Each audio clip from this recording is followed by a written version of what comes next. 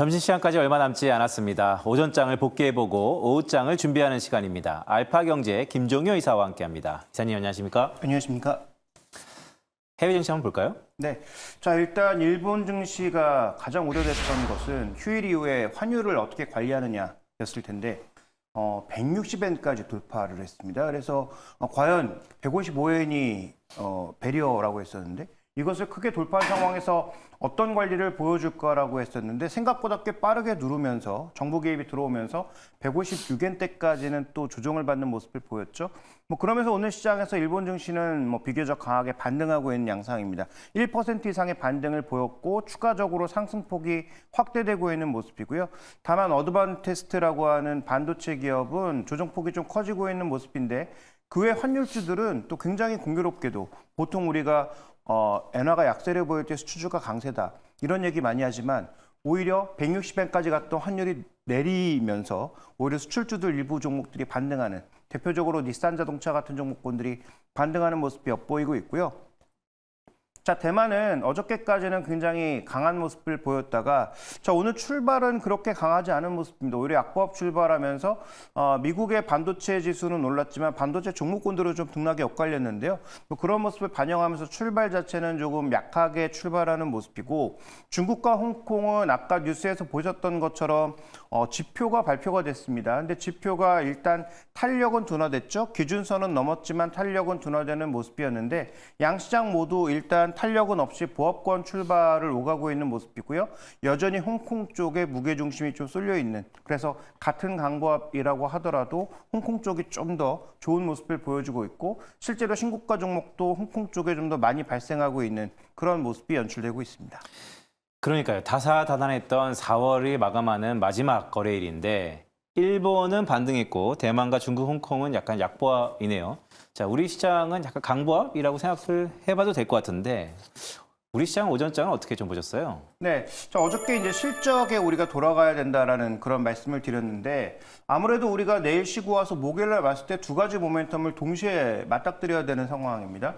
저는 FOMC는 여전히 큰 변동성 요인은 되지 않을 거라고 보고 있는데 과연 밸류업과 관련된 이런 모멘텀을 어떻게 받아들일지. 근데 오늘부터 뭔가 분위기가 조금 기존에 움직였던 밸류업 종목군들의 그 강세와는 다른 모습이 나타나고 있는 상황이에요. 물론 외국인들이 자동차를 선호하는 혹은 기관이 금융주를 선호했던 그런 추세체가 크게 흔들리거나 바뀌지는 않고 있는데 어쨌든 모멘텀 두 가지가 동시에 노출되는 목요일 날 이 변동성을 앞두고 있는 상황에서 시장이 지수를 뭔가 크게 끌고 가기에는 쉽지 않은 것으로 보이고요.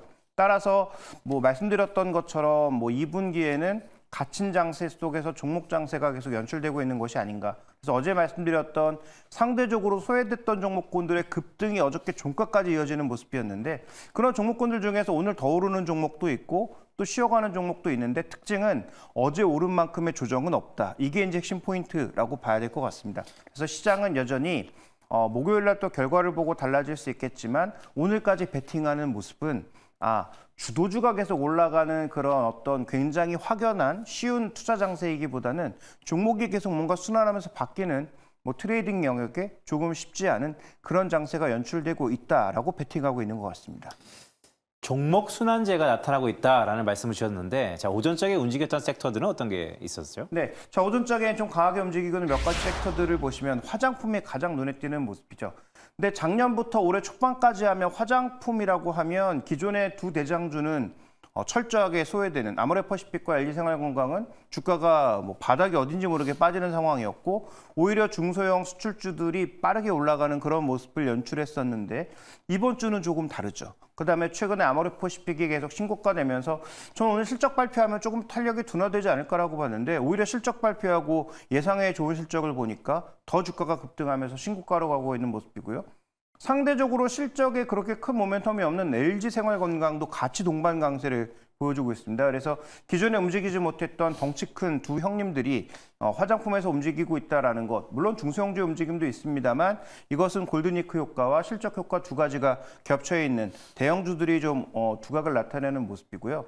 뭐 실제로 이 부분은 왜 움직이는지 좀 납득하기 어렵지만 테슬라가 중국 쪽에서 자율주행과 관련된 뭐 긍정적 이슈가 쏟아져 나오고 있는데요. 국내에도 이제 관련된 종목이라고 이렇게 분류되고 있는 종목군들이 오늘 뭐 급등락을 타고 있는 모습입니다. 실제로 아무 관련이 없죠. 그다음에 테슬라의 자율주행은 뭐 아시는 것처럼 카메라 중심입니다. 뭐 기존의 레이더, 라이다 이런 거 필요 없이 그냥 카메라와 그다음에 테슬라가 갖고 있는 그 AI만으로 상황을 헤쳐나가는 그런 그 풀 셀프 드라이빙이기 때문에 그런 측면에서 봤을 때 관련이 전혀 없다라는 측면에서 단기 모멘텀일 가능성이 높다라고 보고 있고요. 다만 테슬라가 최근 저점에서 무섭게 반등하고 있죠. 그러면서 2차 전지 관련주들 중에서 특히 셀 종목군들의 반등도 조금 나오고 있는 상황이기 때문에 소재주는 좀 시간이 더 필요할 것 같긴 한데 셀 종목군들이 움직이고 있는 부분은 눈에 띄는 부분이다. 그래서 오늘 실적 발표했던 삼성 SDI, 이미 안 좋은 실적을 고백한 LG 엔솔, 여전히 적자를 이어가고 있는 뭐 SK온 이런 전체적인 종목군들의 움직임들이 그래도 셀 중심으로 뭔가 조금 개선되고 있는 부분은 오늘 장에서 조금 눈에 띄는 부분이다. 이렇게 보고 있습니다. 그러니까요. 테슬라랑 별로 상관없어 보이는데 오르는 데는 다 이유가 있다고 하지만 오늘은 좀처럼 그 이유를 찾을 수는 없는 그런 하루인 것 같습니다. 레포트를 하나 가져오셨어요. 삼성전기? 네, 그렇습니다. 아마 지난주에 LG노텍을 우리가 살펴봤는데요. 자, LG노텍도 최악을 지나서 어쨌든 뭐 환율 효과가 됐든 그게 무슨 양상이 되었든 어쨌든 좀 긍정적인 모멘텀들이 최근 더해지고 있는 것 같은데 삼성전기도 미래를 봤을 때 조금 길게 보면 AI와 전장이라고 하는 두 가지가 결국 주가를 끌어올릴 수 있는 중요한 요인이다. 그리고 최근의 실적도 개선되고 있다. 1분기 실적도 나쁘지 않았다. 그중에 중심축은 바로 MLCC에 있다라고 봐야 될 것 같습니다. 뭐 아시는 것처럼 삼성전기도 세 개의 사업부거든요. MLCC 사업부라는 컴포넌트 사업부가 있고 카메라 모듈이 있고 기판 사업부 이 세 가지가 돌아가고 있는데 가장 큰 매출과 이익을 차지하는 부분은 누가 뭐래도 컴포넌트 사업부거든요. 그래서 그 부분이 어떻게 되느냐가 중요한 것인데요. 자, 준비된 그림 두 가지를 좀 확인해 보도록 하겠습니다. 첫 번째로 지금 우리가 확인해 봐야 될 것은 중국이 작년 11월을 기점으로 해서 스마트폰의 판매량이 개선되고 있습니다. 물론 총량 기준으로는 좋았을 때 수준이 아닙니다. 중요한 것은 YOY로 꽤 올라왔고 올라온 수준이 쉽게 빠지지 않고 있다는 거죠. 그러면서 우리나라의 MLCC는 전장 쪽으로 아직 가기보다는 중국 IT 부품 쪽에 부품 수요로 가고 있는 것이 있기 때문에 자, 이런 수요가 늘어나고 있고 그다음에 최근에 중국 폰들이 애플의 판매량이 줄어든 게 중국 전체 스마트폰 판매량이 줄어든 게 아니죠. 애플을 덜 사고 화웨이를 많이 사는 그런 흐름이 나타나면서 중국 쪽에 납품 비중이 높은 삼성전기의 전체적인 실적이 MLCC 쪽이나 IT 컴포넌트 쪽에서 좋아졌을 가능성이 있다. 이 부분을 주목해보고 있는 것이고요.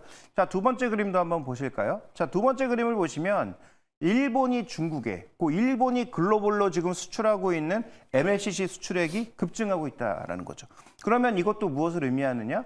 뭐 삼성전기뿐만 아니라 일본의 주요 업체들, MLCC 업체들의 물량들을 최근에 중국이 많이 흡수해가고 있다. 이것은 아까 우리가 앞서 살펴봤던 AI PC라든지 스마트 기기라든지 그 외 다양한 기기들의 MLCC 수요가 늘어나고 있고 뭐 아시는 것처럼 중국은 또 전기차 가장 진심이고 많이 만들고 있다 보니까 이와 관련된 수요가 증가하고 있다는 거죠. 그래서 삼성전기가 올해 하반기부터 전기차용 MLCC로 들어가게 되는데 이것은 양도 늘고 가격도 비싸고 마진도 올라갈 수밖에 없기 때문에 지금 뭐 리포트에서는 굉장히 좀 어려운 말 블렌디드 ASP가 올라간다 뭐 이렇게 얘기하고 있습니다만 간단하게 이익이 올라간다.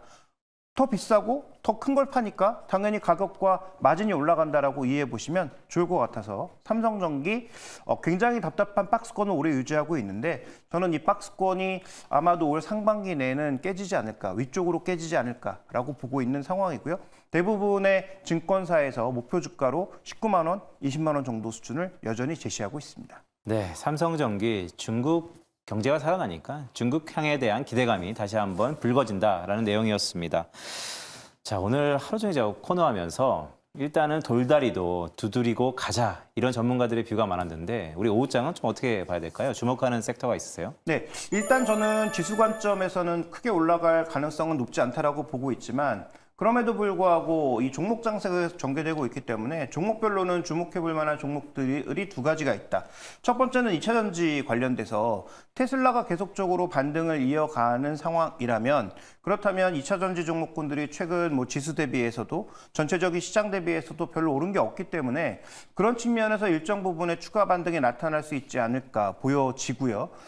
큰 종목들이 움직이면 그 밑에 있는 작은 종목군들도 일정 부분은 따라갈 수 있다는 관점에서 테슬라 반등의 연속성, 그다음에 관련된 뉴스들의 지속적인 흐름, 그래서 오늘 이미 안 좋은 실적들을 다 발표한 셀 기업들을 중심으로 해서 2차 전지 종목군들은 여전히 주목해 볼 필요가 있겠고요. 그다음에 삼성전자 밸류체인에 있는 종목군들은 과연 삼성전자가 신규 투자를 얼마나 강하게 할 것인가에 달려있죠.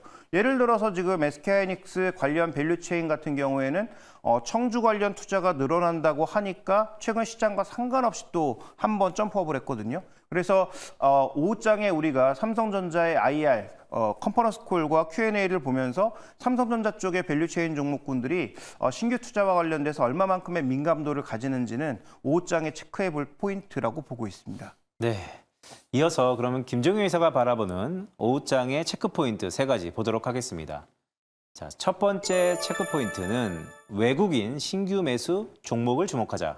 네, 외국인들이 최근 들어서는 삼성전자는 조금 줄이는 그런 양상입니다. 물론 오늘은 약간 달라지고 있는데 4월 들어서의 전반적인 특징은 소위 주도주라고 했던 종목군들의 매수 탄력도가 좀 둔화되는 모습이에요. 다만 그동안 시장에서 소외됐던 종목군들 중에 일부 종목군들의 베팅이 좀 늘고 있습니다.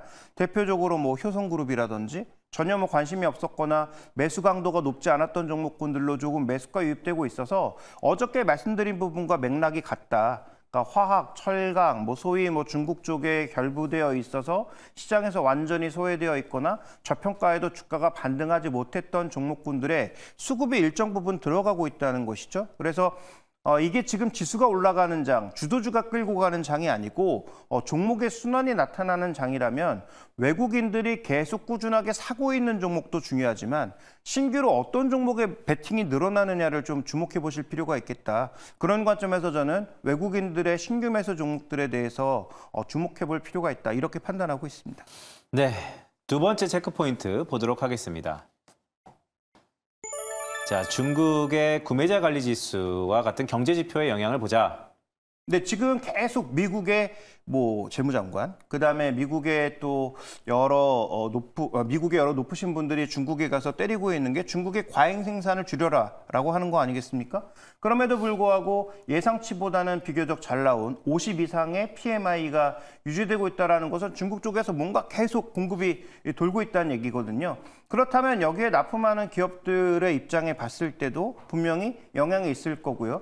그다음에 이런 공급 증가에 따라서 오히려 가격이 떨어지지 않을까. 전 세계 공급망이 다시 망가지지 않을까라는 그런 부담감이 있는 상황일 텐데 이 지표를 어떻게 해석하느냐가 저는 관련된 종목들을 투자하는 데 있어서는 중요한 변수가 될 거라고 보고 있고 그래서 이 지표에 대한 해석이 긍정적이고 중국이 정책적으로도 여전히 제조업 분야를 밀어주는 상황으로 간다면 국내 종목군들에게도 예전만큼의 상승은 없겠지만 그래도 일시적인 반등의 틀을 만들어줄 수 있다는 관점에서 이런 PMI 지표를 포함한 연관된 종목들, 기계, 석유화학, 그다음에 철강, 그다음에 원자재, 중국의 소위 우리가 반제품을 납품했던 그런 부품이라든지 소재 쪽 종목군들은 한번 주목해 보실 필요가 있지 않느냐 이렇게 판단하고 있습니다.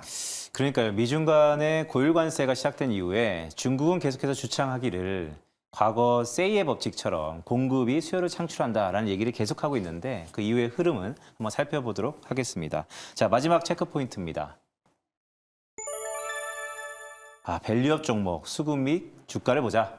네, 그렇습니다. 다음 주가 아니죠. 목요일 날 이제 우리가 하루 쉬고 와서 밸류업 관련된 이슈가 발표할 가능성이 높은데 계속 강조드렸지만 3월 달에도 굉장히 좋은 모습을 한 달 내내 보이다가 실제로 단기 배당락이 나온 이후, 연말 배당락이 나온 이후에 주가가 힘을 쓰지 못하면서 매물이 쭉 출회되는 모습을 보였단 말이죠. 그러니까 이번에 지금 정부가 어떤 정책을 쓸 것인지에 대한 가이드라인은 다 나와 있는 상황입니다. 그리고 오늘 일정 부분 탄력이 좀 둔화되는 종목도 많이 보이고 있는 상황이어서 이들 종목에 대해서는 뭐 결정을 하셔야죠. 저는 뭐 장기적으로 여전히 좋다라고 보고 있는데 뭐 트레이딩을 병행하시는 분들의 입장에서는 계속 들고 갈 것인가 아니면 목요일 날 발표될 이슈를 앞두고 좀 줄이고 갈 것인가에 대한 결정을 좀 해야 된다라는 측면에서 오늘 수급은 어떻게 되는지 또 종가는 어떻게 형성되는지를 좀 지켜보시면서 저는 비중 조절을 하시는 것도 하나의 방법이다. 지금 이 종목들이 계속 가지는 않는다고 본다면 이들 종목에 대한 어느 정도의 의사결정은 필요하지 않나 이렇게 보고 있습니다.